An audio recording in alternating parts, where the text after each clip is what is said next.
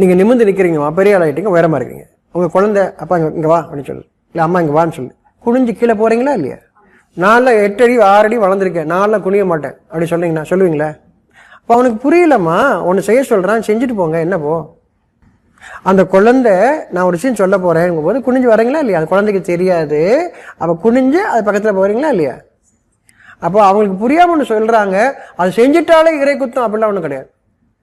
அவங்களுக்கு புரியலம்மா, அவங்களோட மனசு அமைதி, அதுக்கு அதை கொண்டு சமாதானத்தோட இப்படி செஞ்சாதான் எனக்கு கடவுள் அப்படின்னு நினச்சிட்டு இருக்காங்க. அவனுக்கு புரியல.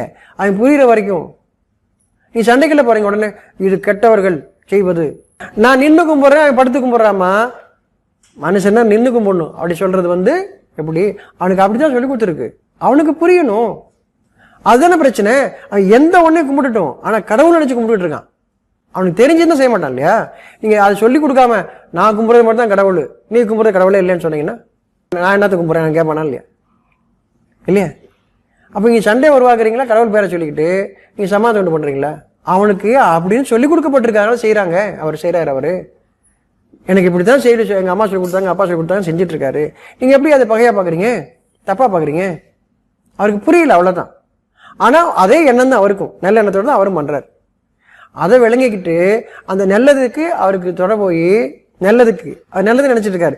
இப்ப தெளிவுபடுத்துனீங்கன்னா, உங்களுக்கு தெளிவாக இருந்து தெளிவுபடுத்துனீங்கன்னா, இல்ல அது முரட்டுத்தனமா நான் பண்றதா கரெக்டு, நீ பண்றது தப்பியா சொல்லக்கூடாது. எது சரி எது தவறுன்னு வாழ்க்கையிலேருந்து எடுத்து சொல்லுங்க, அவங்களுக்கு புரியும் இல்லையா? சொல்ற சரியா தானே இருக்கு அப்படி. அப்ப அவரும் உருவத்தை விடுவாரு, நீங்களும் உருவத்தை விடுவீங்க, 2 பேரும் ஒன்று சேருவீங்க. உருவத்தை பிடிச்சிட்டே இருக்கிற வரைக்கும் பகையை உருவாக்குவாங்க. ஞாபகம். அதனால அவர் செய்யறத குற்றம்னு சொல்லாதீங்க. அவர் எப்படி வேணாலும் இறைவனை வழிபடட்டும். அவருக்கு தெரியல, தெரியும் போது அவர் விடுவார், உருவத்தை விடுவார், இறைவனை விட மாட்டார். நல்ல மனிதனாக வாழ்வதை விட மாட்டார். நல்ல மனுஷனா இருக்கிறாரு, அதை விட மாட்டார். செய்யக்கூடிய உருவத்தை வேணா விடுவார். ஆனால் நம்ம உருவத்தையே விட சொல்லி முதல்ல ஆரம்பத்திலே சொல்கிறோமா, இப்போ தான் பகை. அவங்க நேரடியாக எதுக்குறாங்க அவங்க. அப்புறம் நீங்கள் பேசும்போது யூனிட்டி அண்ட் டைவர்சிட்டின்னு வேறு பேசிக்கிறீங்க. வேற்றுமையில் ஒற்றுமை, எதைப்படி வேற்றுமையில் எப்படி ஒற்றுமை வரும்? அப்படி நிர்பந்தப்படுத்துறீங்க இல்லை. எனக்கு தெளிவு கிடைச்சா தான் அது வேற்றுமையை பார்க்க மாட்டேன். அவங்களுக்கும் அந்த உருவம் நீங்கிறோம், எனக்கு நீங்கிறோம். அந்த வேற்றுமைன்றது உருவத்தில் தான். தெளிவில் எங்கே வேற்றுமை?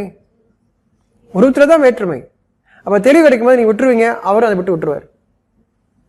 சண்டை வராது உங்களுக்குள்ள. உருவத்துக்குள்ள போயிட்டீங்கன்னா சண்டை போடுவீங்கம்மா.